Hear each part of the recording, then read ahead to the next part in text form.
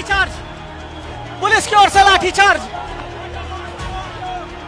Police की ओर से लाठीचार्ज हो गया है।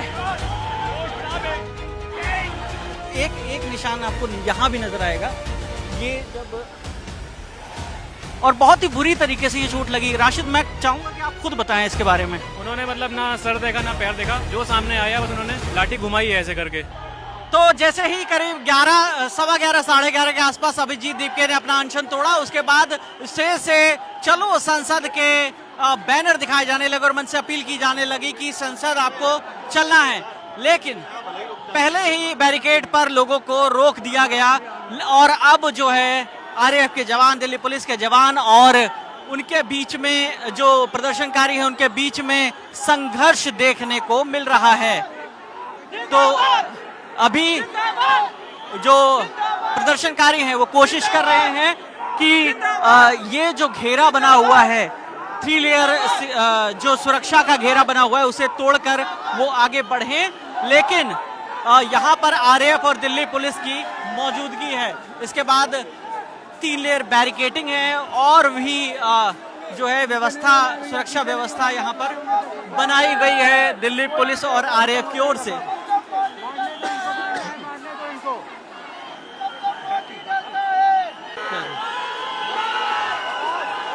तो अभिजीत दीपके भी एक ओपन ट्रक पर ऊपर मौजूद है और चलो संसद की बार बार अपील कर रहे हैं। इससे पहले अभिजीत दीपके ने करीब 11:15 बजे के आसपास अपना अनशन तोड़ा, उसके बाद मंच से ही अपील की कि संसद की ओर चलो।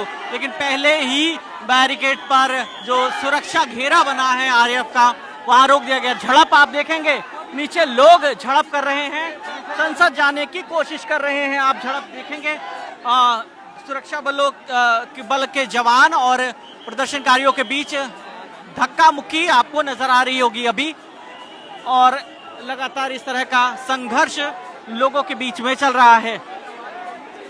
अभिजीत दीपके मौजूद हैं ऊपर और हाथ में बाबा साहब अंबेडकर की फोटो लिए हुए हैं और संसद की तरफ मार्च करने का ऐलान उन्होंने किया है।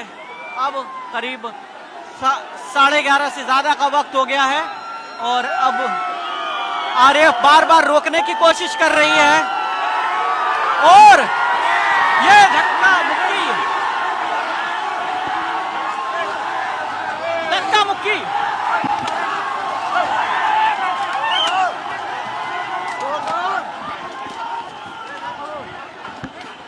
लाठीचार्ज, पुलिस की ओर से लाठीचार्ज,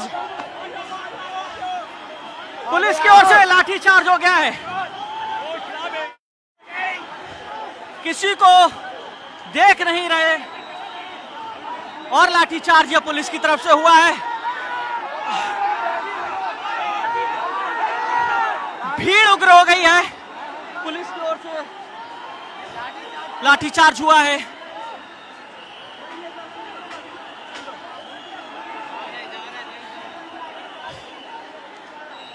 भीड़ जो है आगे निकलने की कोशिश कर रही है और आरएएफ के लोग लाठीचार्ज कर रहे हैं, लोगों पर लाठीचार्ज कर रहे हैं और आगे निकलने नहीं दे रहे हैं। और ये पहला घेरा फिर से बन गया है पुलिस का और ये पुलिस की ओर से लाठीचार्ज हो गया है। अभी 2-4 मिनट पहले ही जब यहाँ से प्रदर्शनकारी संसद की तरफ बढ़ने के लिए हो रहे थे, इस दौरान पुलिस की ओर से लाठीचार्ज किया गया और लाठीचार्ज के विजुअल्स अभी आपने देखे और इस दौरान वो न जेंडर देखा गया, ना ये देखा गया कि कौन मीडिया से है, कौन कॉमन मैन है, कौन प्रोटेस्टर है, कौन बुजुर्ग है, कौन बच्चा है, नहीं देखा गया। और आरएएफ की तरफ से इंस्टेंट एकदम लाठीचार्ज किया गया और बहुत बुरी तरीके से, ब्रूटल तरीके से मारा गया। एक निशान आपको यहाँ भी नजर आएगा, ये जब वो देखा थोड़ी गया कि कौन रिपोर्ट कर रहा है, कौन प्रदर्शनकारी है, कौन बच्चा बुजुर्ग।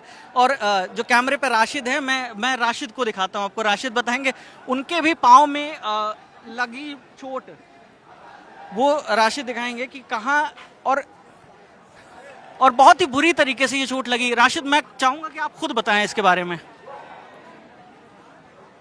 देखिए भगदड़ तो एकदम से मची थी, लेकिन पुलिस वालों को थोड़ा सा संयम रख के आराम से उन्हें करना चाहिए था कंट्रोल, लेकिन वो नहीं कर पाए। उन्होंने मतलब ना सर देखा ना पैर देखा, जो सामने आया बस उन्होंने लाठी घुमाई है ऐसे करके, और बहुत बुरी तरह से। मतलब कईयों के सर में भी लगी, कोई मतलब एक से एक के ऊपर एक, कई मतलब गिरे लोग, तो मतलब बहुत बुरा हाल था। एक तो गर्मी इतनी ऊपर से थी, तो लोगों का बहुत बुरा हाल था इसमें। लाठी चार्ज हो कुछ हो, हमारा काम खबरें दिखाना है, हमारा काम जो यहाँ पर हो रहा है उससे आपको रूबरू कराना है। तो ये पुलिस का काम है, पुलिस अपना काम कर रही है, ललन टॉप का काम है, हम अपना काम कर रहे हैं, प्रदर्शनकारियों का अपना काम है, वो अपना काम कर रहे हैं। बस सब अपना अपना काम कर रहे हैं, लेकिन पुलिस को इतनी भी बुरी तरीके से उन्होंने उस बैरिकेड को पार नहीं किया जितनी बुरी तरीके से यहाँ पर लाठीचार्ज किया गया। ग्राउंड जीरो से हम लगातार रिपोर्ट कर रहे हैं। कैमरे के पीछे राशिद हैं, मेरा नाम विकास वर्मा है। आप ललन टॉप देखते रहिए, शुक्रिया।